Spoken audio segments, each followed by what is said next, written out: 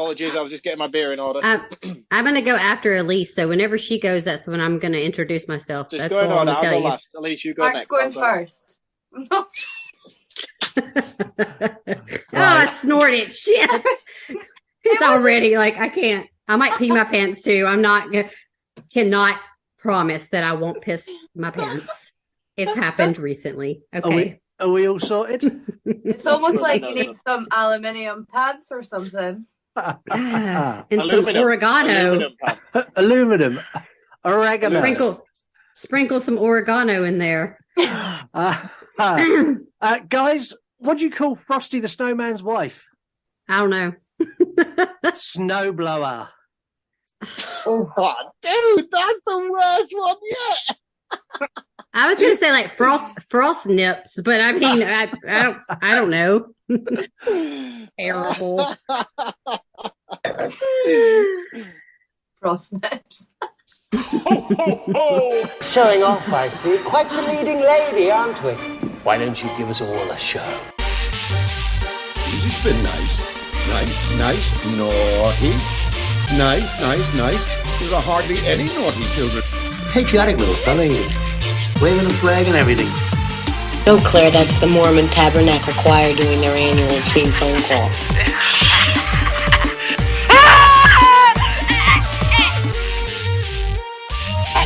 Go back and stop that, you bad kitty. I hate Christmas carols.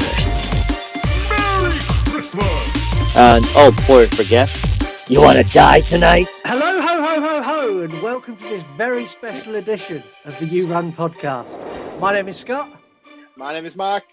I'm Heather. And I'm Elise. And we've not even begun, and we've already nearly killed two co-hosts. As you can tell, this is going to be a very different episode to normal. This is a cross-show feature, so it's not only going to come out on Horror Movie Review, it's also going to come out on YouTube.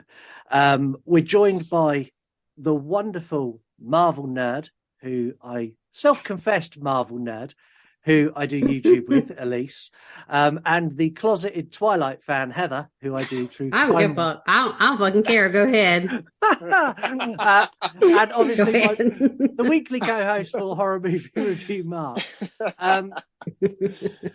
Having Mark and Heather and Elise here is not kind of where the crossover ends. So we're not just crossing over the hosts, we're crossing over the shows. So you're going to get a little bit of true crime, a little bit of YouTube, a little bit of Horror Movie Review, and it's all going to go seamlessly without any issues and hardly any editing. Yeah.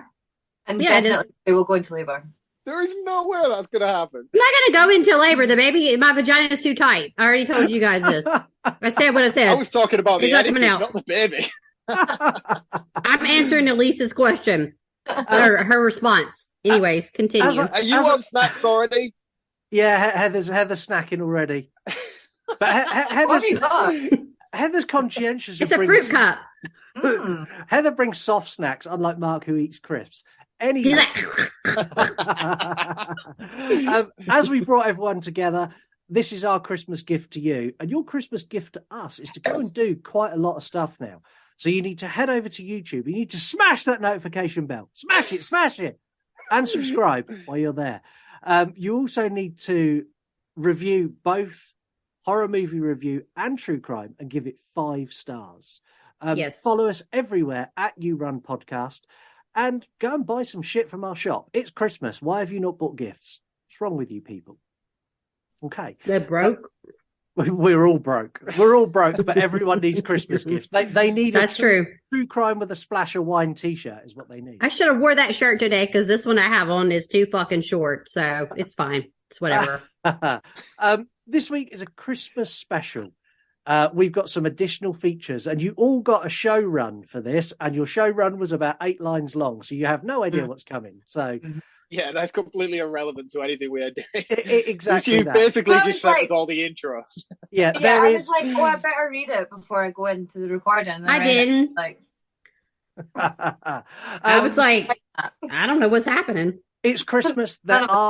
There's fun and games, but there is no quiz on this episode, so no one is getting quiz. Thank God, because I can't remember shit. And if you start quizzing me, I will unplug myself from this conversation. No quizzes today. We're also going to have 3-word reviews, loads of facts, and the all-important review of today's movie. But before we do any of that... Recommended account of the week. I love it. He's dancing, but we're on YouTube too. Everyone sees this now. Shit, I'm not used to being recorded for this. I'm just used to the audio segment. That's the bit where I give a break because Scott usually puts music in between. Yep. So this week's recommended account is Sunspot by Adria. I'm probably butchering the pronunciation of that name, and I do apologize, but I will spell it out so you can all go find it and follow it. But this account specializes in stained glass. Stained glass is something you would probably familiarly find with church windows and anything traditional and pretty back in the days of yore. However, this account takes the art of stained glass windows and she creates horror icons. So you can create stuff like the Crypt Keeper, and she does like Creature from the Black Lagoon, Wolfman, all those sort of traditional universal monsters. She seems to have a thing for, or he seems to have a thing for. It might even be a he, depending on how much I badly butchered that name. They have a thing for Simpsons as well, so they do quite a lot of Simpsons stuff. But these look great, and they on their Instagram account they display them as like garden ornaments. They look fantastic. So if you are into, or you are quite enticed by the idea of stained glass windows, this might be something for you. So you can find them at Sunspot by Adriana, and I'll spell it out because I've probably massively butchered that. So it's SUNSPOTSBYADRIA. You can find them on Instagram. They're probably elsewhere. They have an Etsy shop as well, but this stuff's really, really cool, and I'm going to purchase some of it to have in my garden. The Beetlejuice ones are catching my eye. Yeah, I sent the link to you. Yeah, the Beetlejuice it's really, ones are really cool. good. The Beetlejuice ones are really, really cool. And they do, what was the other one that I really, really liked as well? There was a Pinhead one that looked fantastic. Yeah. But the shot that they had of it on Instagram, the sun was glaring through the back of it, and it looked really, really cool. So I would like to have that in my garden. But please go check it out. Even if you're not going to buy anything from it, go and give them a like, a follow, and show them some support. And as always, comment in the photos below and let them know that we sent you them. Yeah, and if you're watching this on YouTube, we've popped up some pictures of their stained glass so you can all see what they've done. Yeah, Elise, no, the Mark's powers of me. editing. We don't know how this works. The power of editing. This is the first time ever in the history of the You Run podcast where the You Run podcast has been run entirely by me with no supervision and no help from the co-host, and I selected the movies. Well, this movie, I thought long and hard about what is important at Christmas. And I decided we needed snow. We needed it to be wildly inappropriate with insane characters. But above all, it needed to be fun. And it needed to not be on every other fucking horror podcast and show this time of year. So with all that taken into consideration, we're jetting off to the Caribbean for drinks as a good old-fashioned model photo shoots. You all know where this is going. It's Jack Frost 2, baby. Here we go. It's Christmas time again in Snowmonton, and they want to get away from it all. It was exactly a year ago that it happened. And that's why we should be somewhere else for Christmas. Another beauteous day in heaven, eh? Welcome to the Tropicana, your last resort before paradise. This is a job for Captain Fun! Jingle bells! But there's trouble in paradise. Everybody's dead! Get me the head of island security. Oh no, not the scary dude. Scary dude's already here. You got 18 bodies to explain, man. Food poisoning. Mutant killer snowman. Jack's back, and he's still one cold son of a... Miss me? Let's get it on. Ooh, now there's something that needs a little Christmas stuffing. Oh yeah, I'm the man.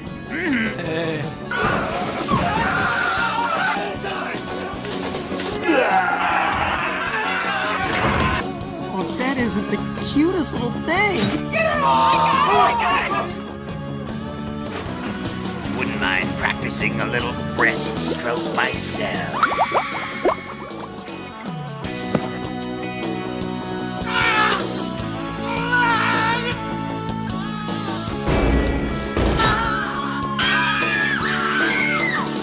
hear that? What's that? The fat lady's warming up. Jack Frost 2. Are you ready to scream? From Apex Entertainment. As we do every week, we are going to kick this shit off with the listeners' scores. Get ready for some real backlash, listeners. You're going to get some very angry responses to this, as the listeners scored this a 7 out of 10. No. Fuck off! What the fuck? That just made up. That's made up. Hey, shit ain't real. No, You they got did. the listener that scored Scott. Was it just you? No, it wasn't just You me. voted for yourself. We're going to reserve our scores to the end and our final thoughts, so stick around for that. Spoilers, not 7. Exactly. We have 3 games on this episode, and we're going to kick off straight away, dive straight into a game and get everyone in the festive spirit. So this is a game that originated on YouTube and was kind of the concept of me and Elise. Elise was the victim of the first time, but it's a game that I think Elise enjoys playing. It's a game that Mark played on a personalised podcast we done a little while ago for a listener. And Mark enjoys this game as well.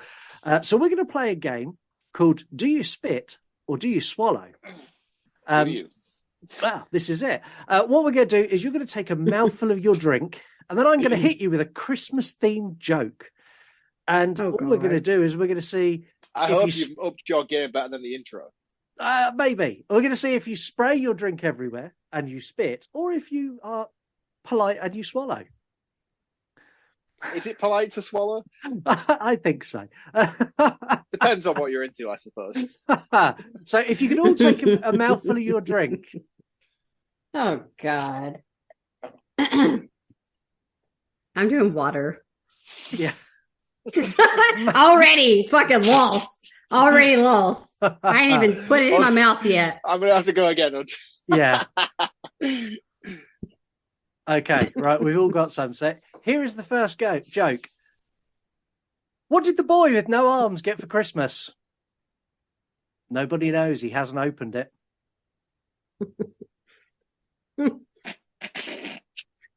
Okay, you can all swallow. Dude, that was nasty. Savage. I was laughing more at them because I'm just like, I don't want to choke. So, what's inside the box? We've got 2 more of these, so if you don't take another mouthful of your drink. Hang on. What's in the box? Okay. Nobody knows because you can't open it. Okay, we're all ready. Tampax has recently announced they're going to be removing the string from the Tampax and replacing it with a piece of tinsel. But it's fine because it's only for the Christmas period. Okay, you can all swallow again. Elise is just so much disgust that she's shaking her head just in disappointment at me. Okay, we got 1 more. Okay. Everybody put something in your mouth.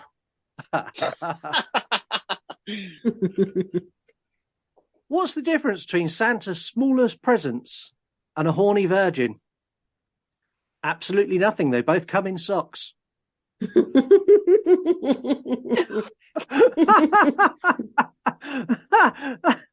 anyone who's not watching on YouTube, at least just spat on her floor. So you don't swallow, Elise? Apparently not. So now we're all suitably wired and suitably ready to go. Let's get going into Jack Frost 2. If you haven't seen Jack Frost 1, don't worry. I'm going to give you a recap. So, serial killer gets mutated into a killer snowman, goes on a rampage, eventually being stopped by a local sheriff and an FBI agent. He also sexually assaults someone with a carrot, but that's completely different. At the end of the movie, he's left trapped in a state of water. They bury his watery body because they killed him with antifreeze. That's the first movie. That's all you need to know. So everyone who's done a horror podcast on Jack Frost 1 this year, I've just done it. That's it. Yeah. No, that's unfair to Jack Frost 1. Jack Frost 1 is a magical Christmas horror movie. Anyway, we kick off the sequel with the cop who's called Sam, and he's in therapy. He's quite clearly suffering with some severe post-traumatic stress disorder after his events in the first movie. The best bit of this opening is he's having his therapy session and the receptionist is listening in through like the tannoy, and she's like roping in random people as they come in. You've got like a builder there, and there's like a nurse. It's like they just had the cast of YMCA. Yeah, they had the village people to hand to come on and listen to this conversation.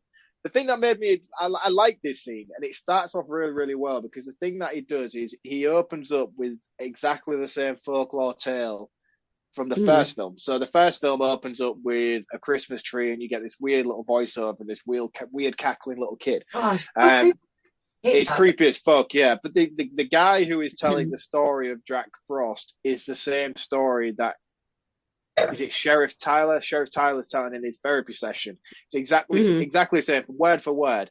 And he repeats it. So like, as soon as you hear that, you're like, oh, that's cool. They're doing the same thing that they did in the first film.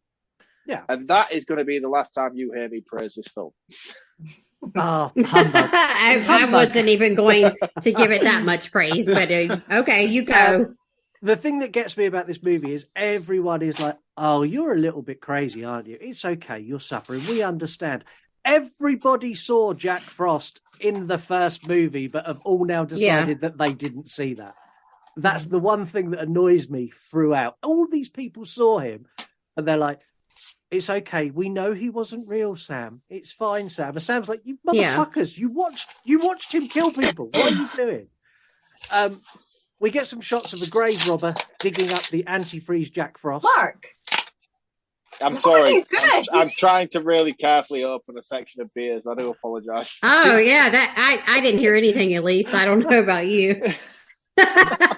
Please continue. I do apologise. See, you are dressed as Santa, but there is no way you could actually pull that off in real life. You are nowhere near stealthy enough. Fucking wake all the kids up in the house. I just realised that my Talking microphone Christmas is right trees next to over. the pile of beers that I've got as well. So sorry. Is there anything else you'd like to do? Maybe Did you manage to get one of your beers? Because you might as well finish what you were doing. Yeah, I'm gonna. Do you know what? I'm just gonna open it now. And Yeah. All right, I'm done. I do apologise. Okay. Continue. We get Jack Frost. Do you have your beers like right under your microphone? Yes, he I does. do indeed, yes. I've just realised exactly what I've done there. I thought I was being really, really quiet. I thought I was the only one who was picking up on that. It's a weekly struggle that I've never called him out on, so thanks, Elise. Jack Frost is dug up by some grave robbers who sell him to a lab who are experimenting on Jack Frost, and there's no explanation as to what they're trying to achieve or why they're even not bothering. get that that's what was happening. I was just like, what's going on? I neither.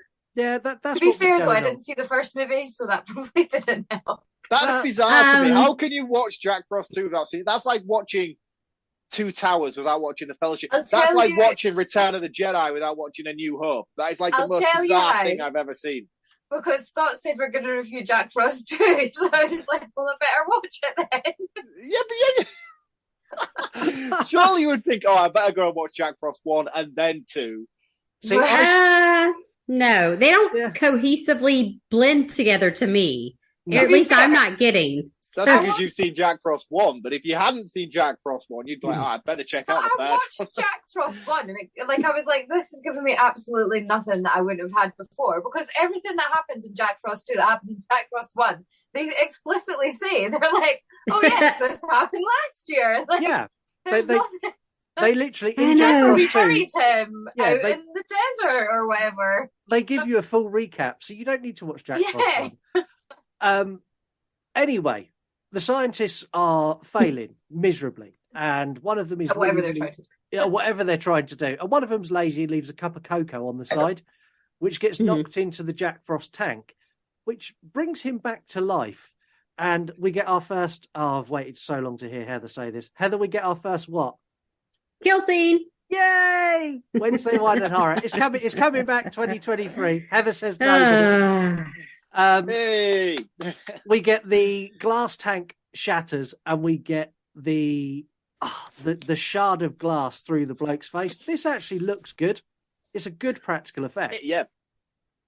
It looks all right. I was kind of off when I don't was all right. You're playing on your phone. I may have I'm not sure what was happening. I don't really recall. It looks decent enough, to be fair. The explosion of the tank itself when Jack actually comes back to life, that's ridiculous. And but to be fair, it's when the cup of coffee falls inside the tank, we get obviously those of you who are familiar with the first one, when Jack gets doused by the chemical, and then we get a cutscene where it goes to like this cartoon infusion of like the kind of thing you'd watch in school in the 80s, where it's like showing atoms and things like that, and then all of a sudden it gets interjected with icicles. This time around, we're upgraded to CGI and 3D graphics, and we get a segment where we get 3D interaction with blood cells. And Jack's antifreeze body is interacting with a cup of cocoa. And the tank explodes. Fun fact, the CGI technique they use and the way they display it is the same way it's done in the family movie Jack Frost as well. Oh, really? It's a complete rip-off. Back with Sam and his wife. His wife has booked them a vacation somewhere hot with their friends Joe and Marsha, and they set off to the Bahamas. This resort looks like the kind of place I'd like. There's a pool, there's drinks on tap. The hotel owner is the hunter from Jumanji, who's escaped Jumanji. That is not the fucking Bahamas, but anyway. That's fucking California. Bye. He's the colonel. I like him a lot. I love... as the guests arrive, he gives them all like their own little backstory. And we get the most token Rastafarian character we've had since Jack Black in I Know What You Did Last Summer. Yeah, man. This was sketchy as fuck, wasn't it? Yeah, it was so bad. He's like, hey, man. And I'm like, oh, no, don't go. I was like, this is not fucking Jamaica. This is fucking Santa Clarita, California. Get your dick together. This is so stupid. It didn't even look like tropical, Scott. Did you have your glasses on or off? I had them on. I know it wasn't. It looked like somebody's sandpit in their back garden. Exactly. Ridiculous. It really is. And the lighting and stuff as well. It's clear that all of this was filmed on set rather than. I mean, there might have been in location, but it's all within the confines of a set design. The lighting on this is so natural. It's just jarring. Like every scene you watch, you're like. You don't think about the scene and you're not watching the process of the scene. You're watching it like you're the guy behind the camera. So it feels so unnatural that you're watching these actors and you're almost there and you can hear somebody saying cut, if that makes sense. You know, yeah, no, I get it. It's a weird thing to explain, but it just feels so random. But just to come back to Scott, the reason they're there, the whole reason they're on this tropical island is because they're there for that guy and that woman's marriage. I can't remember their names. They're characters in the first film. Yeah. Marsha and Joe are characters in the first film. Marsha works behind the reception in the police office station, or whatever you want to call it. And Joe just randomly asks her out on a date in the first film. That is it. And apparently now we're like all going to a tropical island for the wedding. It's fucking insane. I don't see a problem with that. Shotgun weddings happen. We get to meet the resort guests. So we meet Rose, Ashley, and Paisley, and the Colonel's giving a backstory to them, going, they're here looking for adventure, but what they're going to find is the true meaning of friendship. Was one of them a robot? One of them was a robot in Buffy. Just saying. Okay, so Ashley, she loves Buffy. We get it. It's fine. So Ashley, the brunette, is actually from Monroe, Louisiana, where I live. Oh, she was born. Yes, I think her name is Ashley. I think her name is like Shonda Fair, something like that, and like in real life. But she's 10 years older than I am, so I don't know her, but she is from my hometown. That's so cool. That's really cool. Oh, it's super. Well, I would be chuffed with that. We also get the man and the woman who are there on a calendar shoot. We get Joe and Marsha, and then we get Sam and his wife as well. As much as this film, it's not the best movie, but it's quite a nice, neat way to introduce the characters. It's this is this person, this is this person. I quite like that. Yeah. It was the most easiest thing to do ever. It was ridiculous. I didn't know any of their names anyways. Well, I did not remember one single name. We now jump into the middle of the ocean and we get two guys adrift on a life raft. Did you catch the celebrity cameo in this, guys? No. How can you not catch this? Elise. Elise is a Buffy character here as well. Did you not see it? No, I wasn't. Was it the carrot? No, who's the skinny guy on the raft? It's definitely not the character. Oh, the two guys on the raft. Yes. There were two of them, right? Yeah, there was the skinny guy. Who's the most skinny famous actor you know? Oh, come Guillermo del on. Toro actor. It's Doug Jones. Doug Jones on a fucking raft. That's the guy who's in all the Hellboy films. It's the guy who's on all the makeup. He's Shape of Water. He is literally, and is he the Buffy episode? He plays the guys on the hoverboards, the silent men, the gentlemen. The gentleman. Yeah, Doug Jones, guys, come on. Doug Jones. Doug Jones. I don't know who the fuck that is. Mike Jones. He like all the Guillermo del Toro films, The Shape of Water. He plays like any major Hollywood film that used somebody in like major. He's very angry today, isn't he? No, it's the beard. Yeah, he's got the holiday spirit. We've all seen The Shape of Water. It's all right. It's okay. It's all right. I haven't. Anyways, these two guys are fighting over a carrot, which I thought was funny. Apparently, one of them called Doug Jones. Yeah, one of them is fucking Doug Jones. One of the guys, they're fighting over the carrot, and one of the guys gets pushed in the water, and Jack drags him down to his death. The second one gets killed by an icicle spike pushing up through the bottom of the raft. We're 12 minutes in at this point, and we've had three kills already. I'm just saying, there's been a few. Back on the party island, it's now in full swing. There's dancing, and the carrot washes up on the shore, and the carrot is now Jack. I'm not even going to try to explain. We're just brushing over it. I know. I can't believe you're brushing over the fact of how he's managed to get himself from where he was to this tropical island. It's just it's just so easily just. It's a carrot. It's a fucking carrot. Like, these water molecules interjecting with the sea is just a normal thing, and he can make it across the ocean intact, like a fucking tadpole, onto the shore. You are a huge fan of Sharknado. Do not start picking holes in this movie. Dude, seriously, I can't even with this film. Carrots are stationary. Yeah, well, what about the rest of him? Where's his stick arms and his scarf and his fucking button nose? What? Guys, honestly, the three girls are trying to find men, and Bobby, who is the hair man, that guy, the one who's really badly stereotyped, they're trying to find girls, and they're talking to Bobby, and Bobby helps them find girls by pointing them to the boys that are stood right behind them. The level of acting of these two guys honestly rivals the depth in dialogue that we received in Idle Hands. Oh, dude. All right, I'm out. See y'all bitches later. No, I would get on it. Let's not go. Let's replay it now, Scott. What do? They go, hey. Hey. Hey. Hey. Hey. Stop. It's terrible. That's about as far as it goes. I'm not letting you let your rage out, Heather. Keep it in. Don't, you're gonna make me pee my pants. Sam is a real downer at this party, and he's sat there thinking about Jack Frost, and he's kind of moping and staring off, and it's fine. Captain Fun arrives. As soon as I saw this little dickhead on screen, I was like, Scott's gonna fucking kill this guy. Captain Fun. I did too. He made me so fucking annoyed. What did you think about Captain Fun? I had no idea. We knew Scott was going to love him. I was like, oh my God, we're going to have to hear this. We know. I was just like, who is he? Captain Fun is the life of the party, and he literally gets the party going with the only way to fix a party, karaoke. I mean, to be fair to him, karaoke is a good way to go. It is. Karaoke's fun. He gets everyone drunk and gets them to sing karaoke. He's a fun guy, like him or not. He's the guy at the party that everyone gravitates towards. He is fucking not. And why Captain Fun's getting the party going, the carrot is still just like bobbing around on the beach. I've said there's a few games on this episode, so I'm going to give a disclaimer now.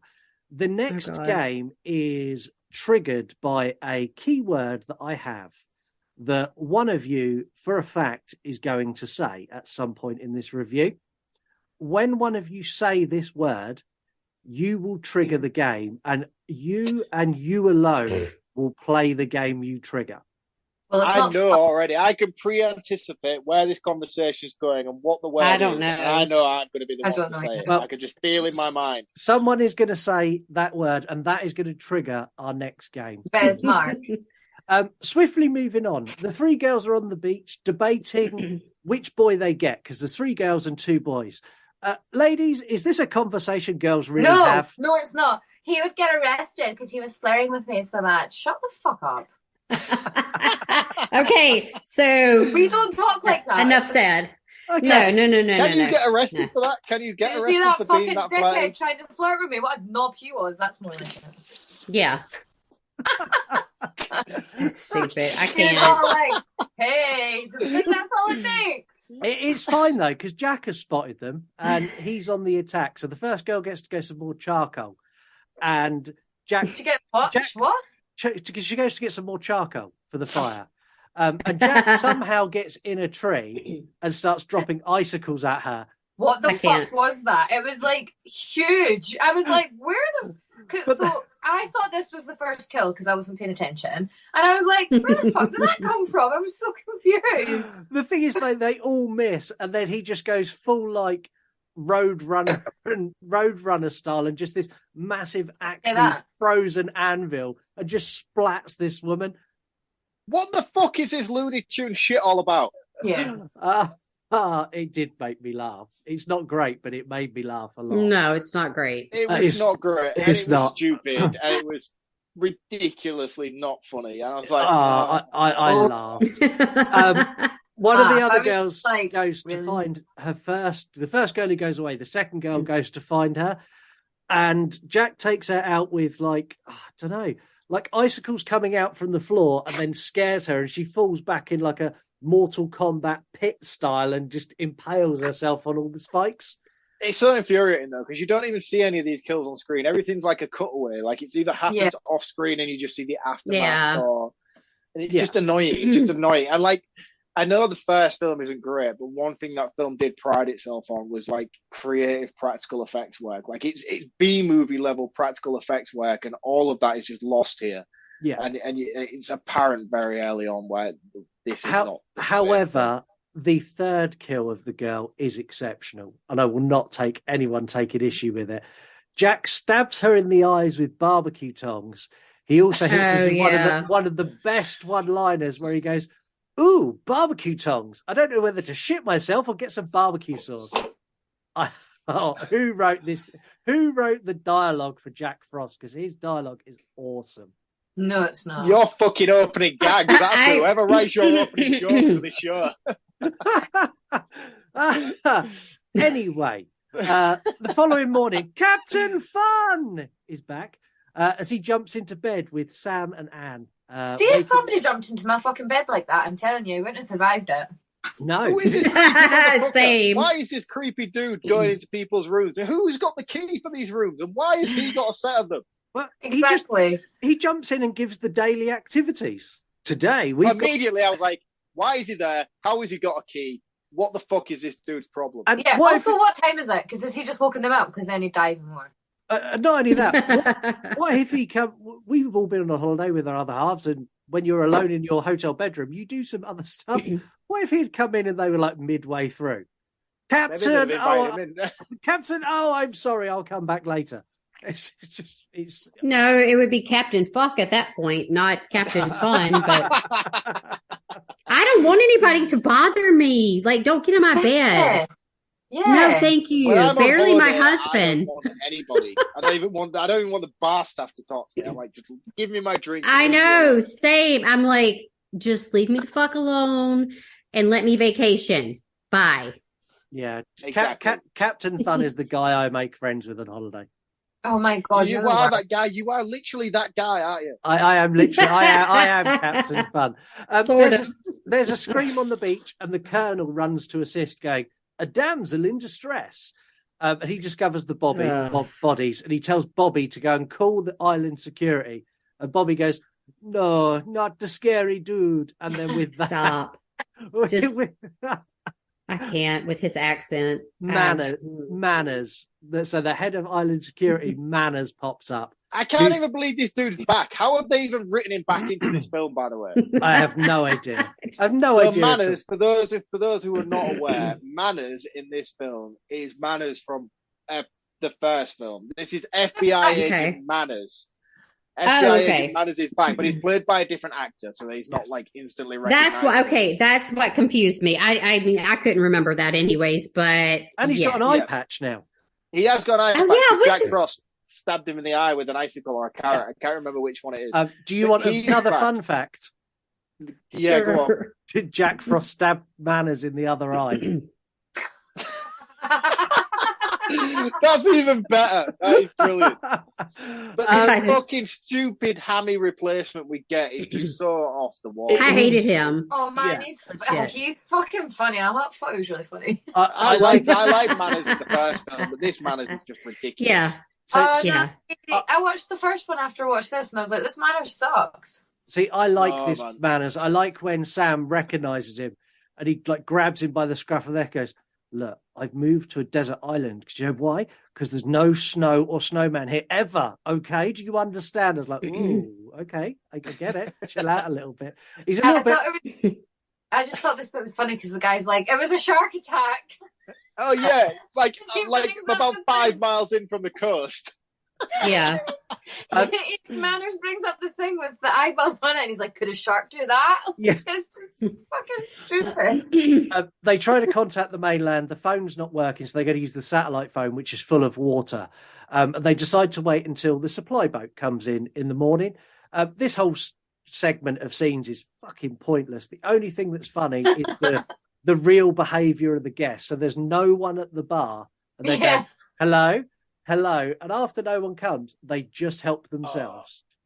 I hate it, man, because you know what the thing is as well about this scene is like they're all stood there around the bar, and it's clear, it's hard, right? So like imagine the camera now. So I'm looking at the camera. I know that the camera's there looking at me. It's clear there is nobody else around, and they're like, hello, and it's like you know nobody's there because you can see, and we're clearly focused clearly on you as a, and they're like, hello. It's ridiculous. This is just so the camera work and the cinematography in this is just ridiculous. It's so stationary and it's so set. It's like the guy who's created this film has just unintentionally fallen into the rights of Jack Frost and he's thought, oh, I know, I'll film this on my Nokia 3310 and we'll make a film and it'll go very, very well for me. I think, look, you're bashing it, but I know you're going to love what comes next because everyone loves a model photo shoot in a movie, especially Jack Frost. So he's watching this model pose for photos and he hits us with the line, there's something that needs a little Christmas stuffing, if you ask me. And I was like, oh, my God. Right. I want to get one thing straight right now. I do not like the version of Jack Frost in this film. The first film, Jack Frost was like a Brad Dourif imitation ripoff. It was like trying to be Child's Play, but not quite as good. It was like a B-movie version. The motherfucker in this film is just a rapey sexual innuendo version of something that should have been. It's creepy. It's weird. It's not funny. It's just insulting and derogatory. And I just didn't like it. And this whole scene just depicts that perfectly. I was like, this just isn't entertaining. This is not nice.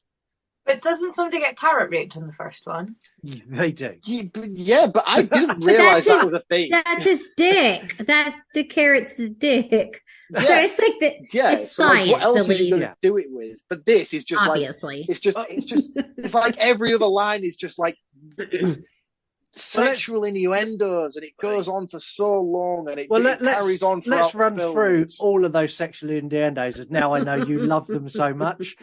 So the photographer tells the model that she's lost her excitement, and she's like, "Oh, I'm sorry, I'll try and be a bit more enthusiastic." And what he meant was, "Your nipples are no longer hard."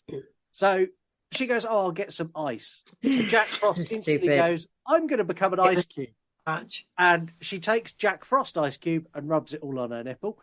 And then she throws it on the floor. And Jack's like, she's discarded me. I'm so angry. And then she's like, I need an iced coffee. And then who drinks iced coffee like this? Well, she takes an ice cube out of her coffee and like seductively licks it, and then she crunches it.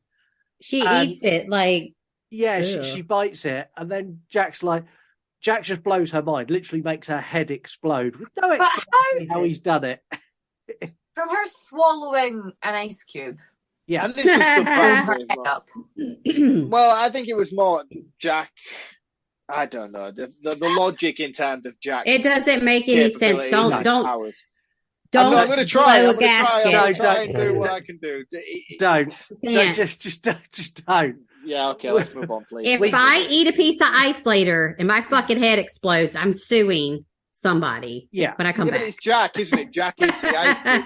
Yeah, I get it, but it's still so over the top. Her head. I don't know why I'm doing this. I'm not even on board with this film. Let's just move on. Just don't. We then get Polaroid shots dropping out of the camera, and they're Polaroid shots of Jack killing the cameraman. Yes. Did anyone notice the nod to A Nightmare on Elm Street here? Please. Are you being serious? Or are you trying? There is the red and green scarf is a mimic of Freddy. It's Christmas. Everything's red and green. Don't go there with A Nightmare on Elm Street. When I watched this, I made Lisa suffer this movie, and her exact words were, "Only a hoe eats ice cubes like that." Oh my God, me and Lisa had the same thoughts because I wrote in my notes, I was like, why is this Wish version of Baywatch bitch eating a piece of ice like this? Like, what is wrong? Like, have you ever been like, why are you eating it like that? Why do you want a nice coffee to eat an ice cube out of it as well? If you want a nice coffee, you want to drink the goddamn iced coffee. Well, it's good then. Take an ice cube out of it. That's oh my God, I can't. Y'all, like, I feel this like my my face. head's going to do the same thing that just happened in this scene. I'm like, whoa! I can't. Does it make any sense? Because you all agree, you're all going to be on board with our second game. So our second game is called Ho Ho Ho or No. Wait, what? Oh, does one of us say a word? No. No. That game's still coming. None of you have said it yet. So we're going to play Ho Ho Ho or No. Is it a Christmas word? Sorry. It's really simple. So I'm going to give you you're all going to take turns. I'm going to give you the name of a celebrity, and all you need to do is tell me if that celebrity has been faithful to their other half, or if they're self-confessed ho ho ho. So ho or no. Ho or no. Ho ho ho or no. Okay, sure. Elise, you're going to go first. Mr. Kevin Hart of Jumanji fame. Oh yeah, he cheated on her, didn't he? He confessed. He did confess. He was a ho ho ho. He was a Heather, Jada Pinkett Smith, the wife of Will Smith. I do believe so. Ho ho ho. You keep my name out of your wife. Whoa! Whoa! Keep my name out of your wife. Hold on a minute. Wait. Keep your name out of my wife. You know where I was going. You got the punchline. You got it. I just fumbled it along the way. You know what was happening. How much better would it have been if that's what Will Smith had said at the Oscars? I still don't like that. Like, this is the thing. Like, I think that was just a setup. Yeah. I think that was like, let's be over the top. Like, they had they have a very open relationship from what I understand. So it's like, can you consider that cheating if they're in that type of open-ended relationship? No. I don't think you can. But for this episode, she's a ho okay. ho ho. Ho ho ho. Mark, George Clooney. No. George Clooney's a saint. He is an absolute saint. He is the most faithful man. Yeah. I'll agree with that. He's a babe. Elise, Luciana Barrasso, who is the wife of Matt Damon. Oh, yeah. I guess she's not a hoe. No, she's not a hoe. She's incredibly faithful to him. Travels with him everywhere as well. Matt Damon. Every time someone says Matt Damon now, all my mind goes to his Durka, and I'm like, that's such a racist. Every time Matt Damon. Heather, yes, Christian Stewart, who played Bella in Twilight. Oh, sorry. Ho ho ho, yeah. And she likes and she likes tacos. Like this. Yes, she's a bad. Yeah, not only is she a ho ho ho, but she cheated on Robert Pattinson when they were dating. She did with a producer, and now she's a lesbian. So I mean, maybe Pattinson wasn't all that good. Mark, Jude Law. Ooh. Ho, ho, ho. He is a ho-ho-ho, and he's a stupid ho-ho-ho because he cheated on Sienna Miller. Yeah, no, yeah. Okay, but he's like really cute. So, I mean, he's cute, He looks but like I'm a just saying. 4-year-old boy. No, he doesn't. He looks like a receding 4-year-old boy. He needs to sort himself out. No, he looked good. There's a certain particular like age and time frame where he was really attractive, like Yeah, the he looks good in holiday. certain sunlights. It's fine. No. Elise, He's a bad man. He's a bad man who cheats on his wife. Kenneth He is. Branagh. Cool. He is a ho ho ho. He's a bad man. He's a really bad man. So he cheated on Emma Thompson with Helen Bonham Carter. And then Emma and Helen Bonham Carter had to work together on the Harry Potter movies while he was still dating Helen Bonham Carter. It's so bad. That was all through the Frankenstein film, wasn't it? Yes, it was. Yeah. Heather, Ryan Reynolds. Oh, no. No. He is incredibly faithful. There's no way. No, he definitely If you've got isn't. a wife like Liv Lively, then you would be incredibly faithful Yeah, too. he would. Final one, Mark. Tiger Woods. He's a ho ho ho ho ho. He famously cheated with pretty much any female he met on tour, along with loads of prostitutes, and more famously so got his handmade custom driver through the back of his Porsche when his wife found out. I mean, same. I would have lit all his shit on fire. Now we've set straight Hollywood from Faithful and Hose. Let's go back to the movie. Sam is still obsessed over Jack, and his wife and friends make me laugh because they're literally like, shut the fuck up. We don't care. I know. They're so like, I'm done. I don't want to hear it. No, Jack's not here. Like marches up to the snowman. Is that not there yet? No. Am I way ahead? Yeah, you're way ahead. Manners creeps up behind him and says, we need to meet in reception in 10 minutes. And they meet there. And this is when we find out that Captain Fun is like a covert agent. And it's also one of the best movie mistakes I've ever seen. So Manners goes, he's a secret agent. He hid it so well in this meeting we had in the kitchen.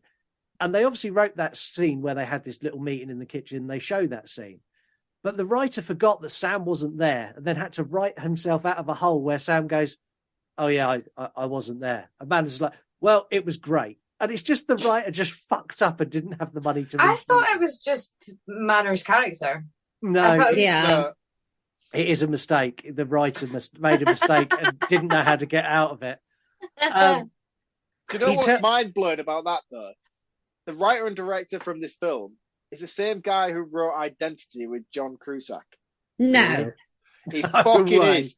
I swear to God, I swear on my life. My He God. didn't direct Identity, but he wrote it. Wow. Yeah, he wrote. That Yeah, sink in for a minute, and that film's incredible, by the way. It's really good, and I love John Cusack. Had the hugest, loved him forever. Still like him. Oh my God, yeah, amazing. And he wrote Identity, and he wrote and directed Jack Frost too. Fuck this dude, man. Manners and Captain Fun have a plan, and they want Sam involved. They want to lure the killer out into the open, and the way they do this is all Captain Fun's idea. Let's have a massive party, a costume party, and get everyone drunk. I mean, he's got a point. It's a good plan. I fucking don't like Captain Fun, It's but I kind of get his fun. logic. It's fun. I get that part's fun to be able to drink and have fun. Okay, that's fun. But if you notice, there was a scene too where they were carrying a punch bowl. Did you see that? Like people are, but y'all will get COVID, even though that shit wasn't happening then. But still, I'm a germaphobe, and so I was like, who has a fucking punch bowl at a luau? Yeah, aloha. Yeah, I don't know. Ridiculous. Sam hears Jack's voice at the party, and he goes off chasing what he thinks is Jack Frost and knocks out the colonel who's dressed as a snowman with like a boat oar. And the colonel gets so angry and sends sends everyone. He's like, that's it. The party's over. Everyone's going to bed.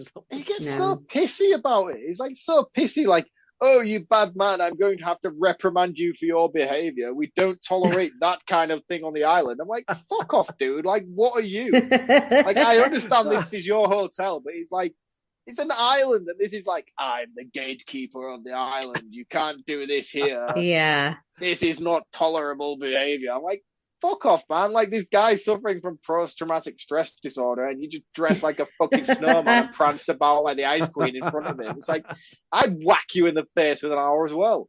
Heather, can you say the magical words again? Kill scene. I love it. I miss Wednesday Wine and Horror. A girl goes for a swim and Jack watches, hitting us with the line, I could go for a bit of breaststroke too. Just reinforcing that Mark says he is a pervert, and it's very... I mean, it's like, I don't want to compare him to like Freddy, but like when Freddy got like in the later films with Freddy, where everything was like this over the top, or like Child's Play Chucky with these ridiculous one-liners.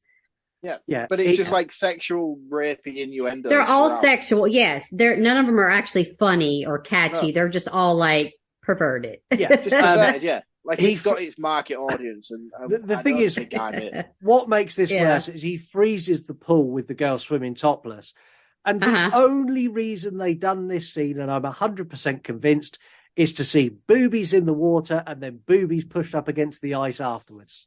I think even before the scene came on, I text you, Scott, and I was like, I'm like 50 minutes in now, and I am amazed that I haven't seen a boob yet. Yeah, based on the quality of this. Well, film. you saw now when the woman was doing the model swimsuit shoot. Yeah. If you there's a quick nip slip, like it's real fast, like when she's putting the ice in her bra. I was not paying that much attention to this. I mean, I only noticed because like it's a different color than her actual boob, so it was like, oh, that's her nipple. I am going to say, though, she did have a nice pair of boobs, and I did appreciate seeing them. I mean, they're fine. Titties are titties, bro. Like, what the fuck? They were clearly fake, though, and I'm not a fake boob kind of guy, I'll be honest. Because, like, one titty will be over here, and you got the other titty over here. They're not kissing. They're probably fake. A lot of the times, fake ones are like, they're running away. They're running away. Help me. It's also this scene we get the first proper shot of Jack Frost as we see him through the ice. It gets a little out of hand here. So it gets a little out of hand and a little insane. Sam wakes up asking Anne if she switched on the AC, and she says that they don't have AC. And he goes to the window to investigate. And as he gets to the window, Captain Fun bursts in the room, declaring snowball fight, as the entire island has been plunged into icy, snowy, wintry weather. And I now need to adjust my lighting to mirror the tone of the movie. Help you. This is the level of effort is blowing my mind, by the way. I know. This is also where the movie becomes the biggest and longest advert for Asari beer I have ever seen. Yeah, I noticed that. It's shameless. So everywhere you've got Asari beer crates, like stacked up on the side, they're down on the floor. Everyone has got an Asari beer, and they're all holding it like label out. There's even and at one point they even build a fort out of it, and I'm like, are you guys serious with this? They are one step away from going, Asari beer available at your local store. That is that bad. Yeah, it's ridiculous. We get a scene with the two dudes, from earlier. Where one of them convinces the other one to put his tongue on the pole, and he's going to tip Asari beer down to warm his tongue. It's so stupid. And then they do it, and then his friend's like, "Oh look, there's a girl," and walks off and leaves him. And Jack Frost's like, "Hey buddy, don't worry, I've got you." And grabs his head and rips his head away from the pole and just leaves his tongue. It's so stupid. I mean, it wasn't like the worst kill for me, just because it's kind of gross, but it was so stupid. I'm like, this is not a Christmas Story. Get the fuck out of here. Did you like it? As well, like you mentioned it. You said... It's all right. No, I'm saying, has anybody tried doing that, like in a cold? Oh, it doesn't get cold enough here where I live, usually. So it's like 80 degrees or so. I have the AC on right now in my house, so it's not. It's minus one. It's -1 here. Hold on. I wonder if my microphone it would. Oh my God! I've done it. I feel like Scott. Wait a minute. I feel like Scott has done that before because that was pretty good. I have done it. I work on site, so I work on scaffolding quite a lot. So we do usually get like poles like that on the scaffolding. And how did it poles? And when I was like an apprentice, when I was younger, we did that, and we'd like rock up on site early hours. I mean, you know what the weather's like in the UK at the minute, Scott. You wake up in the morning, it's ridiculous. And like an apprentice, 15, 16 years old, I was like, my mind was not scientifically aware like it is now. So like the lads older than me would be like, "Oh yeah, mate, stick your tongue on that. That'll be really, really funny. It'll be fine. Don't do that." And me being 16, who would automatically press any red button, was like, "Oh yeah, I'll do that. That'll be fantastic." Yeah, it pulls the skin off your tongue and bleeds a lot. That's like it is literally, it pulls the skin off your tongue and bleeds. I literally believe you, but like even at 16, I wouldn't recommend doing I'm it. not I would not putting my tongue on a pole. Actually, any Well. poles. But just saying. you say that sat there being heavily pregnant, Heather. I mean, I think you need to reevaluate the conversation. I'm an adult. I didn't stick my tongue to a pole to get pregnant, okay? That's not how it works. I'm just speaking metaphorically. Jack is done with hiding, which is what I'm going to go and hide when I release this episode. I don't want to snort. Jack is done with hiding, and what he's doing now is just firing icicles everywhere, severing arms, killing people in the middle of this snowball fight. Stupid. Sam goes out and confronts a snowman, pulling a little bottle. Like, there's lots of people dead, and they're like, and he's like, "Oh, it's definitely Jack Frost," and they're like, "I don't think so," and I'm like. But there was just loads of people killed with icicles. Yeah, he's got man. These are the same people who have experienced this literally a year ago. Yeah, and they've all forgotten. He's got this little bottle of antifreeze around his neck, and he tips it on Jack Frost. See that bit? I was like, "Come off it!" The fucking Van Helsing of snowmen. I was like, "What the fuck is this vampire killer dude doing? This is ridiculous." He's had the tiniest bottle of antifreeze around his neck for a year, and then when he goes to open it, it spills out anyway. He spills half of it when he opens the bottle. I was like, "Fuck you, dude! You're an idiot." And nothing happens, and all of a sudden, this snowman turns into Jack, and he's about to attack until Manners shows up and shoots him, and then he just disappears into the ground in the worst CGI ever and runs away.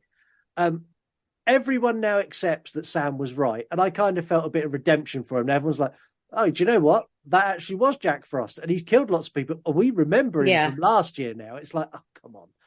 So the writing team decided to then, from this point on, instead of realizing that Sam's a hero and he's right, they turn him into some sort of little fucking creature, and he just like cowers away for the rest of the film inside himself. I'm like, this is the hero from the first film, and this dude just becomes some former shadow of himself. He doesn't just yet, because they set a trap for Jack, and Sam's involved in that, and they kind of pour all this antifreeze into the, like, I don't know, the fountain, and Jack falls into it, and they're like, "Yeah, we've done it."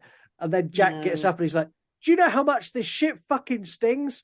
I'm going to be putting up with this for months and months and months." You know what made me laugh was when, like, just in the scene when they were making the plan, and they're like, "Right, one of us will go and fucking go and do something, and one of us will go and do something." And then the guy's like, "Oh, I'll do that." And he's about to say what he's going to do. And the guy's like, "Oh, no, you just stay here." And he's like, "Yeah, that's what I was going to say." Like, I bet really funny. So I feel like I'd be that guy. Like, "I'll just stay here. I'll just wait." Yeah, and then they're all saying goodbye to him at the door, and then he just sticks out and like, "Oh, we didn't get any snacks or supplies. See if there's, come across the kitchen. If there's food. Jack starts throwing up snowballs, and I don't know, like the snowball kind of, they pick it up and it kind of comes.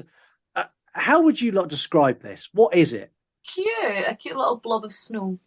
Fucking Gremlins rip-off, mate. It's ridiculous. I wouldn't give it that much credit, but no, I don't want to give it that much credit, but that's the first thing I could think of. It's literally the fucking plot of Gremlins. It's like someone like that after fucking after midnight. And all of a sudden... You said it. You said Gremlins, Mark. Oh. I thought it was going to be rapey, and as soon as you say it, I was like, "Oh, he's going to get to the scene with a beach, and I'm going to say rapey snowman, and that's me fucked." Rapey, so, Mark, you have triggered the final game for this show, and you're going to play this game all on your own. Well, we're all going to play along with you. And this is a good classic Christmas game that gets played in houses all over the world. And you'll all know that on the bottom of your show notes, there was the name of a movie. You all had a different name of a movie on the bottom of your show notes. You two don't need yours. It's only Mark who needs his. I was like, okay, I was going to say, like, I forgot. We're going to play a good old-fashioned game of charades. And Mark uses charades needs to charade the movie, and we need to guess what it is. Play along if you're watching on YouTube. Okay. Shit. Oh, no fucking way. Right, okay.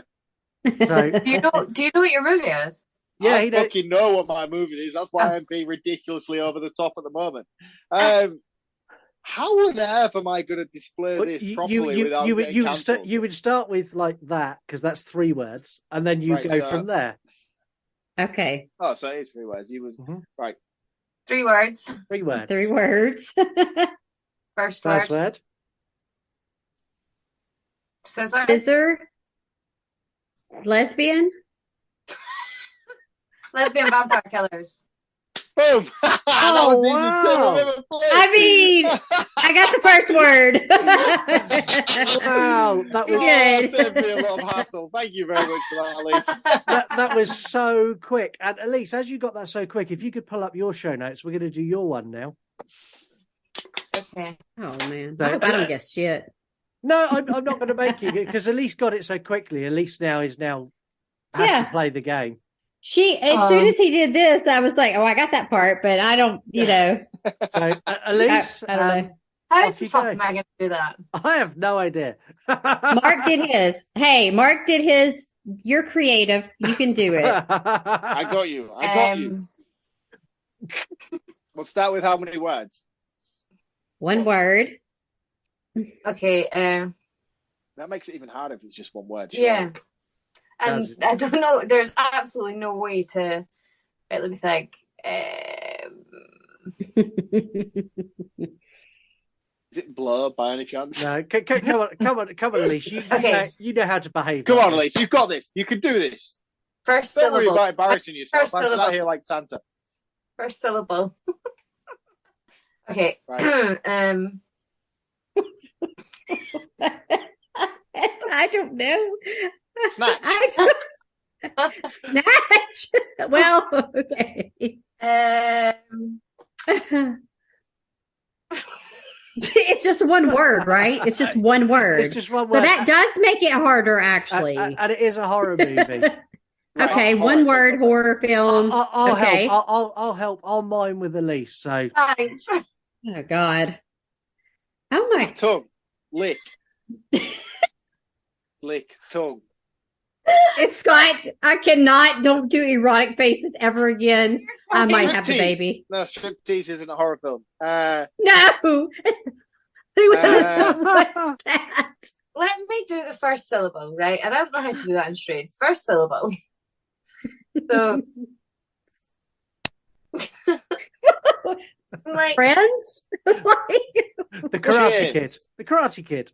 No, it's not. Snap, chains, hands, to pull,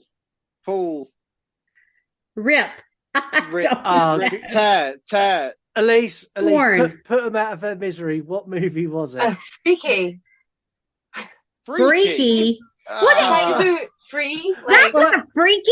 What was you doing, Scott? I was being freaky. Hey, this was what he was doing. Freaky, look, yeah. He's like, I was trying to be like lick, dog, getting free.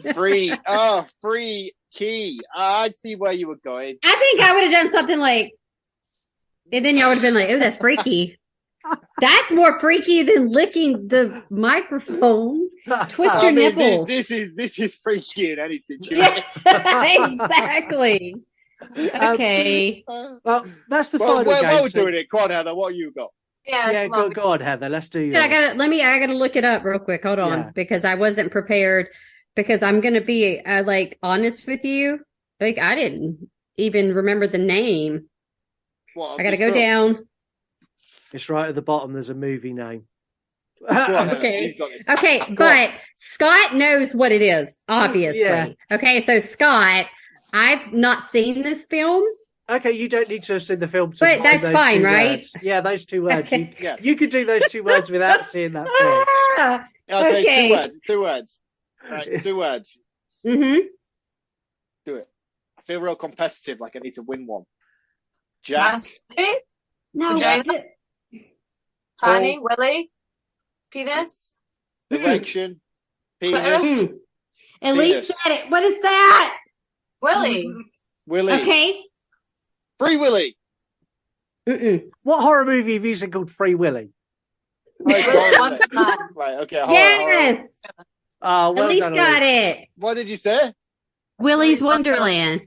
That was my penis, Mark. I want to know how you would have done Wonderland, by the way. That's what I was trying to think of. I was like, okay, she keeps saying Willie. We got that. If it was me, I would have done the Willy and then just pointed at the vagina, gone Willie's. Or I could be like, you're like, your body is a wonderland. How do I convey John Mayer? I don't fucking know. You could have But done the the most Willy. erotic dance on the planet, and I would have never have No. got Wonderland from any. No, you would have. That's not a wonderland. No, that's not what I meant. No, that's what I meant. That hurt to have to put my leg up there, y'all. I could barely get it up there. My wiener wasn't showing, but at least saw my willy, so it's fine. I got you, girl. And this is why charade is a good fun game to play at Christmas. So we're going to get these little snowball gremlin, like critter style characters. Yes, they're amazing. I like that. They look shit, but I like the concept of them. And they catch one and they try killing it. They stick it in a waffle iron where it looks terrible. Yeah. CGI. They stick it in a blender. They try boiling Stupid. one. It's really dumb, but it's kind of goofy, and it fits with the tone of how bad this movie is. You also get Manners finds an entire nest of them. We've not spoken about the water guns. How did we skip over the water guns? No, we're not there yet. At this point, I'm quite happy to skip over. We're not there yet. It's in a minute. It's coming The up. water guns happened when they were okay. I thought that when they tried to go into the vat of antifreeze, they had the water guns. They did, but I brought the water guns in later when they used them second time round. At least no one gives a shit. Just let him do his thing. So we're all done with this at this point. I like the water guns. Yeah, that was when I was like, this movie is a piece of shit, and I'm just gonna enjoy it like it's shite. Yeah, embrace it. They work out that they can kill these things using like a cocktail, and the base of the cocktail is bananas. So okay. They fill the water guns with bananas, and they go around and they start massacring all these little baby snowmen. And Jack Frost gets angry because they've made it personal. They've killed his babies. No, we're going to glaze over the fact that they use water guns early on, but we're not going to glaze over the fact that they use bananas to destroy the antagonist. That I'm is not where willing to let this go by unnoticed. Do you know why? Do you know what the connection is as well? Do you know what the whole fucking connection to this stupid shit is? Is at the beginning, the first film, the sheriff's son makes some fucking cookies, some little gingerbread men, and he accidentally spills a tiny little bit of his blood into that cookie, mixed with antifreeze. He mixes antifreeze into cookies, but he spills a little drop of his blood, and apparently his kid's allergic to bananas. So that is now the whole reason that they can take out Jack Frost in this fucking second sequel. That's the reason they can take out Jack Frost. I didn't know. Because the son was allergic to bananas. I'm about to lose my fucking shit with this film if we don't wrap it up soon. That's fantastic. We'll jump to the next scene. You get Anne in the kitchen, and she's confronted by Jack Frost. And he makes like a Jack Frost prison of walls around her, complete with death spikes, and it closes in. It closes in around her like I don't know, like Return of the Jedi. It's the next bit. He turns into a snowman, and she's now in him. Sam bursts in because he's now back to normal, and he uses a bow and arrow with a banana strapped to the end, which makes Jack Frost explode into shaving foam all over the floor. Yeah, and then he's like spinning through the shaving foam trying to find her. It's like, This shit's about 2 inches thick. If his wife was buried in it, he would find her immediately. And then all of a sudden, you get this Terminator 2 Judgment Day shit where she sticks her thumb up out of this fucking puddle, and I'm like, with her kitchen gloves on. She's still got her kitchen gloves on. A fucking pair of marigolds come up like this, and I'm like, oh, I can't even. I'm gonna die. And then he carries her out into the sunset, and she goes, "It's nice to go away at Christmas. We should do this every year. How about Greece?" No. And he's like, "No, we're not doing another island again." I thought it was the end, but we get a mid-credit scene where we get we get the supply boat with really bad dubbed. You've got Chinese actors that are really bad. It's like the old kung fu movies kind of thing. Yeah, Cheech and Chong thing straight up. How are you? And as their boat sat there, it's squashed by a ginormous carrot in the worst miniature model ever. I ate some carrots today. I don't get what this was trying to represent. We'll get there. Nothing. No, it is. This is teeing up a third movie. We'll get to it in fact. No, it's not. I'm not watching it. For one reason why this never got a sequel. Well, again, facts. Three word reviews. Zoinks! 3-word reviews, man. To emphasize how bad this movie is, Jesus. we got 3 3-word reviews. It's the lowest response we've ever had. And because of that, I'm going to add one. So I'm going to add Icy Nips Extravaganza. My 3-word. I am ashamed. I live in that shame all the time. It's nice to have other people here to back me up on this kind of behaviour. We got Rob, who's the 80s horror lover, contributes loads on the show. And he put Critters on Ice. I still haven't seen Critters. I thought that would have won a poll by now. Yeah, Critters is cool. Critters is fun. Like it's way better than this movie. Yeah, it is. We've got Leprechaun 81, who's Imitation Dave. Protect your snowballs. And finally, we got Chunky Larry, who gave us Low Budget Gold. Do any of you want to add a 3-word review to this? Best water gun fight. Peel my eyes out. Peel my eyes out. What did you go with, Elise? Peel my eyes out. Yeah, sorry. Yeah. Whatever. Why are you coming to me at this point? You should know I'm not a reliable source of information. I don't. Elise had one about the water gun thing. I think you glossed over it a little bit. I didn't hear it. What did you say, Best Elise? water gun fight. Best water gun fight. Yeah, I'll go with that. Heather, do you want to add one? Nah, dog. I'm good. Okay, cool. Into facts.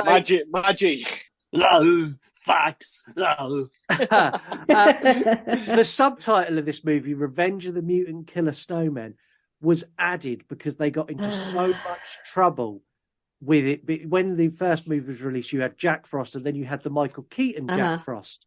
And they got into so much trouble over that of people complaining that they added Mutant Killer Snowmen to make sure that no one got them confused again.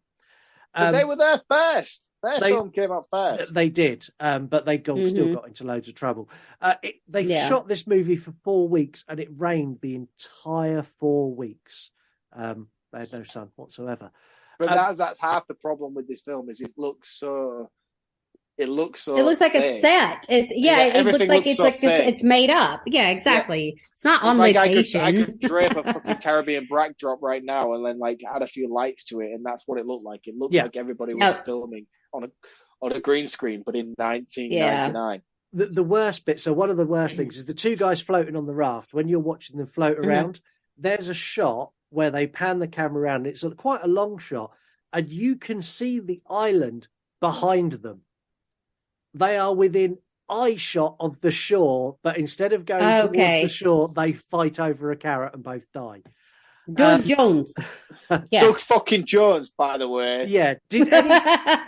I'm guessing it's a no, but did anyone stay for the end of credits scene? I saw the post credit, with the guys with the carrot landing on the boat, no. If you go all the way to the end of the credits, there is another scene, and I'm bringing it up because I don't think anyone saw it. No. So right at the very end, you get Marla and Joe run away. They run away from Jack in the movie, and they run into the freezer. And at the end of the movie, it's those 2 in the freezer talking, and they're kind of saying how much they love each other, and it's really sad that they're stuck in the freezer.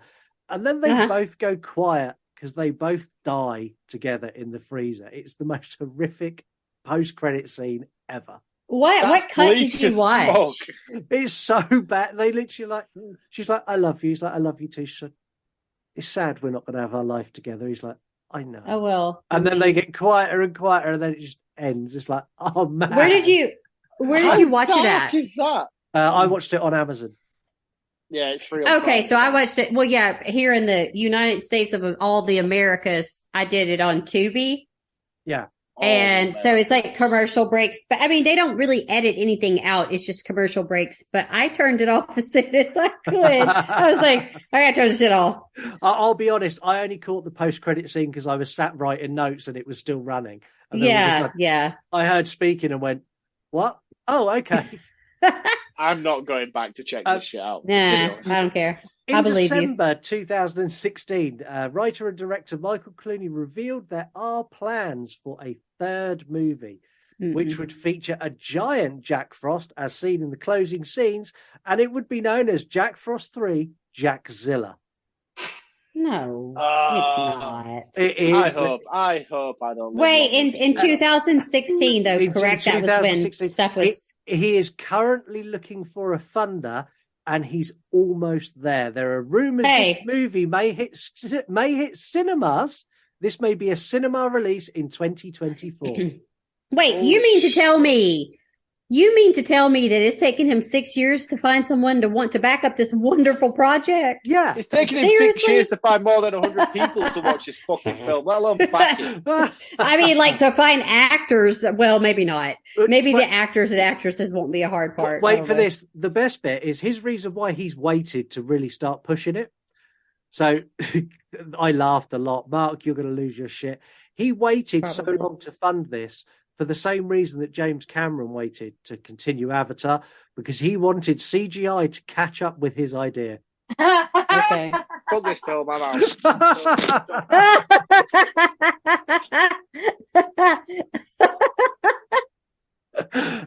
Come back! Well, Come back! We've lost one. He'll be back. He will be back. He's always back. Before we hit you with our roundup and scores, we're going to do something else, and I need Mark here to do this because Mark, come on. He might went to pee.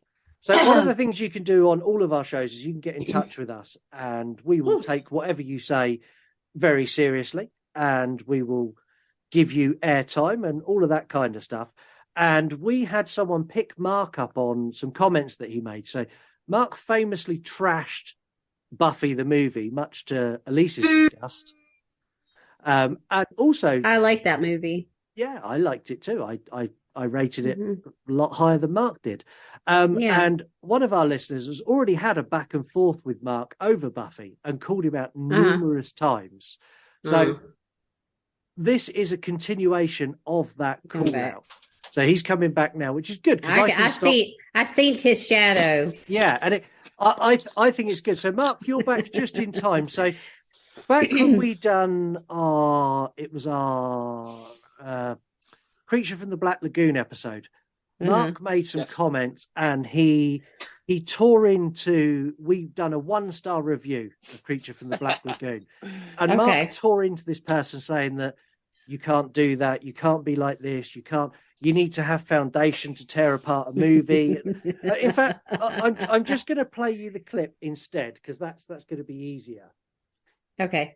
Information like that out to the public, it's not fair and it's damaging. Do you know what I mean? Like you need to have a valid, balanced opinion on something if you're going to try and put yourself out there the way you do with reviews. And people like that just annoy me. They annoy me when they try and voice something, but do it in such a way that, to be fair, he's only done what I've done with Buffy. So Mark, I mean, I can't imagine Mark saying that. It must be lies. Yeah, so Mark trashed someone for slagging off a movie just because they didn't like it. They weren't picking holes in it. They just didn't like it. And a listener of ours, Rebecca, Miller Jimenez crew on TikTok, is going back through our back catalogue, and she's just got to this episode. The delight. Take me down. The delight in her face when she realised that you basically admitted that you fucked up on Buffy, prompted her to do a TikTok video to address the fact that... That's not what I was doing. I was not admitting guilt. Well, this is what she said. Just watched the Creature from the Black Lagoon. Got something to say about Buffy now? Huh? Salt. I like that. I don't know where you are on this cross-examination, Heather, but I was like, yeah, where you are on my screen. Like, go ahead. I mean, I like the Buffy movie, but it's because I watched it when I was like really young and I have it on VHS. You know what pisses me off is that you gave it the same score you gave Birdemic, right? And there's fucking levels, right? And yeah, maybe the Buffy movie is good, but you can't score it the same you scored Birdemic. Like that's a totally different Birdemic era of is shit. Well, I'll do what the fuck I want. This is my story. This is my show. I'll do whatever I want. I tell you what, we're all having walk-offs. I'm not walking off yet. Well, as we're talking I expected you to walk off first because you needed a wee more than I did. Yeah. I'm good. fair and balanced reviews. That's where we are. Fair and balanced reviews. Okay. This movie is utter garbage. It's campy, it's silly, it's got plot holes you could drive a jumbo jet through. Yes. It fully understands the lane that it is in, and it drives that lane hard. It doesn't make any attempt to do anything but be shit. It embraces the fact it's shit. It's slapstick. It's as stupid as it could possibly be. Yeah. But I did enjoy it. I laughed a lot in this movie, not for the right reasons. I laughed at it as opposed to with it, but I did enjoy it. And if I'm honest, if they released Jack Frost 3, Jackzilla, 100% that would hit a watch list for me, and I would watch it. As for a score, Heather has already cautioned me off the air. If I score this too highly, Heather is going to absolutely lose her shit. So, Heather, please forgive me for what I am about to do. I don't. Go ahead. Jack I already Frost don't forgive 2, you. Revenge of the Killer Mutant Snowman gets a well-deserved 3 out of 10.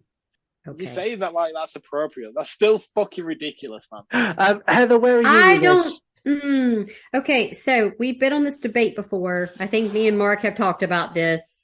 I don't score out of 10 because to me that's maniacal. I'm on a 5 basis because to me, I'm like, I don't understand the 10 basis, but we'll do both. Okay. So it's getting a half out of 10 and a half out of 5. I ain't giving it shit. You ain't getting shit from me. I didn't like it. The first one, I would have at least given it like 2.5-ish, 3 out of 5, just because like it's more entertaining. Yes. But like this one, my stepson watched it with me. He was like, what is this? Like, what the fuck is this happening? Like, seriously, he was confused. He was just like, huh? Exactly. Elise? So I thought it was quite funny. I enjoyed parts of it from a purely comical point of view, but I was definitely laughing for the wrong reasons. Like, it is a terrible movie. Everything about it is really, really bad, but I still kind of enjoyed watching it. So, and you're probably thinking now I'm going to give it something really high, but that means that I give it 1 out of 10. Okay. Okay. Mark?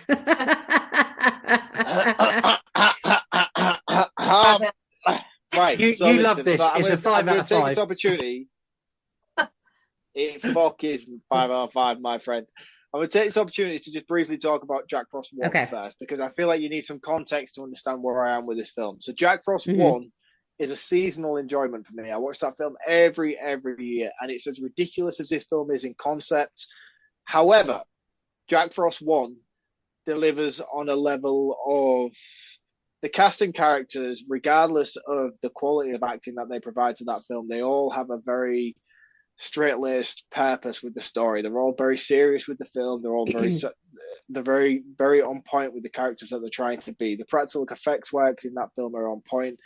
And it's not great, but at least like one thing that I really, really like about straight to DVD or straight to video type of films is that the fact that the one thing they focus on heavily is the fact that the practical effects work is something that appeals to people. People like practical effects work. So like straight to video films tend to sort of focus their energy on that, and regardless of the story or the narrative or the ridiculousness of the concept, that the practical effect works are always on point, and that's something that is very apparent in Jack Frost 1.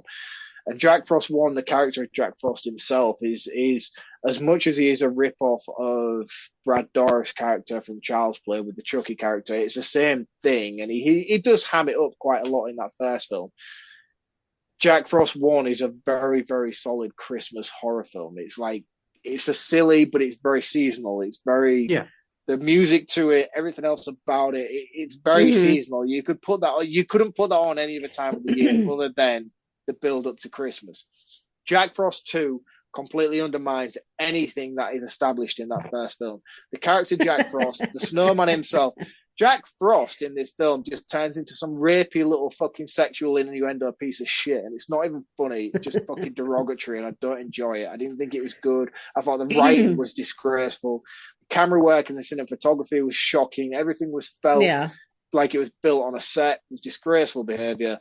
The fact that not only the fact that the cinematography and the lighting and everything and the character development from Jack Frost was disgraceful, you also have this weird, almost like lack of involvement from Jack Frost himself. It feels like Jack Frost is there throughout this film, but it's not. You get like a weird random little puppet arm coming on screen, or you'll get a carrot. You see, or a carrot, or a fucking stupid ice cube. But Jack Frost isn't even in this film up until maybe 10 seconds at the end.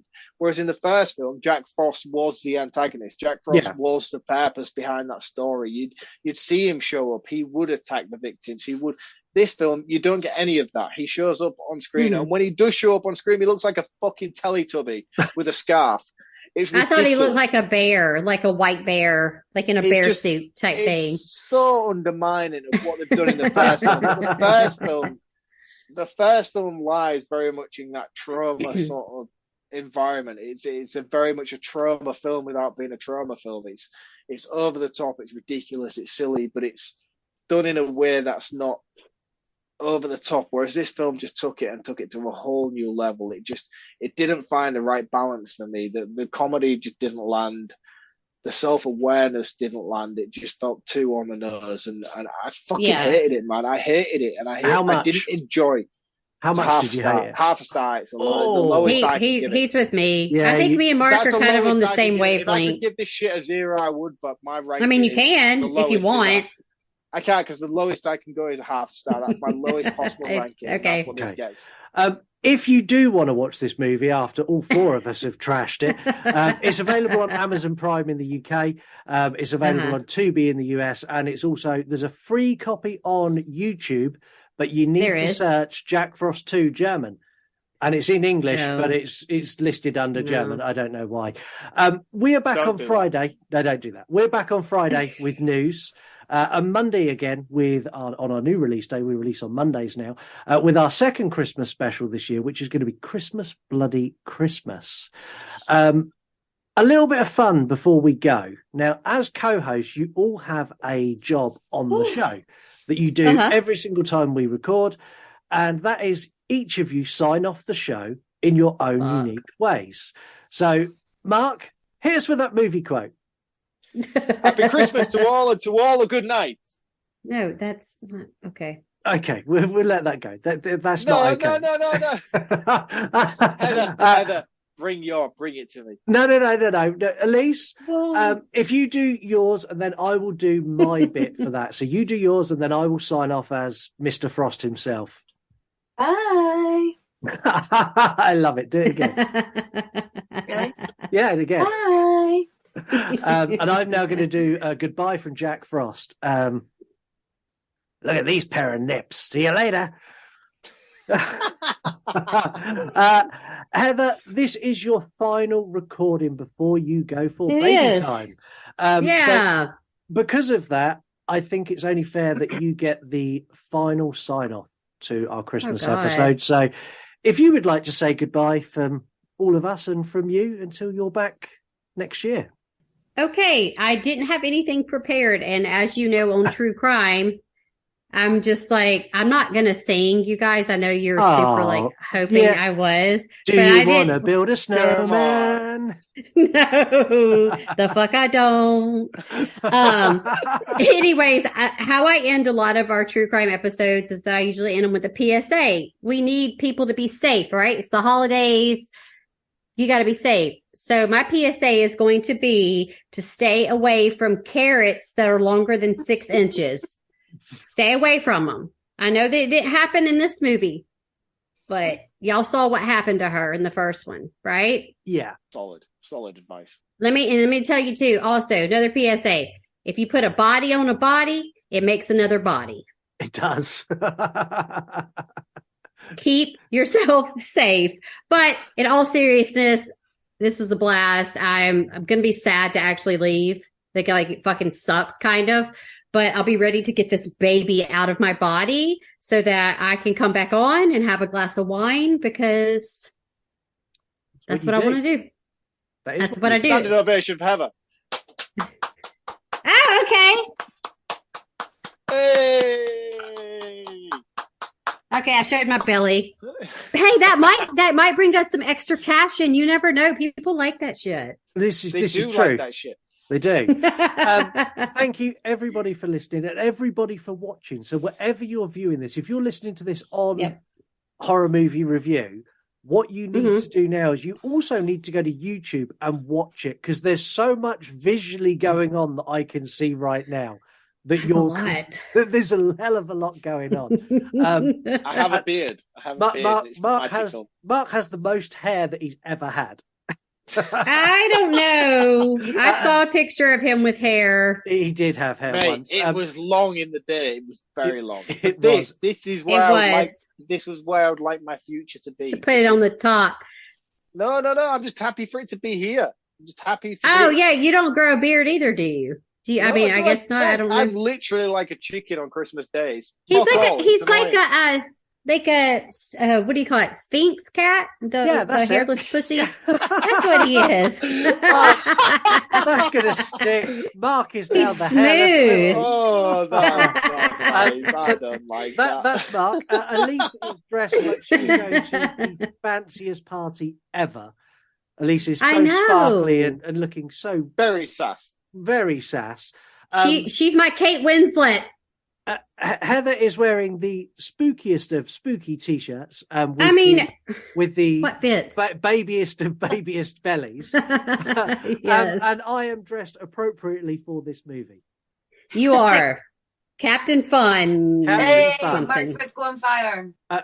Mark's jumper's now lit up and is going to light. He is so festive. He like if we were having like a tacky Christmas sweater, like he wins automatically. Yeah, he definitely wins. I am Christmas ready. Let's do it. Thank you so much for listening, so much for watching. Have a wonderful Christmas, and we will catch you all next week. Or if it's me and Elise, we'll catch you in the new year. And if it's me and Heather, we will also catch you in the new year for one last episode of Heather. No, we've got January Bundy. I know. No, okay, almost forgot. Love y'all though. We'll see you all later. Thank you very much. Bye. Bye. Cheers, guys.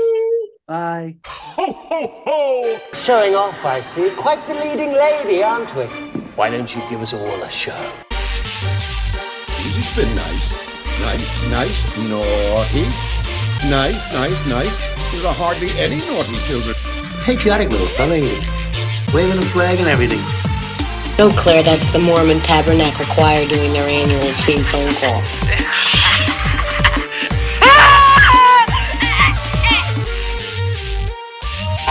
Go back and stop that, you bad kitty. I hate Christmas carols. Merry Christmas! And, before I forget, you want to die tonight?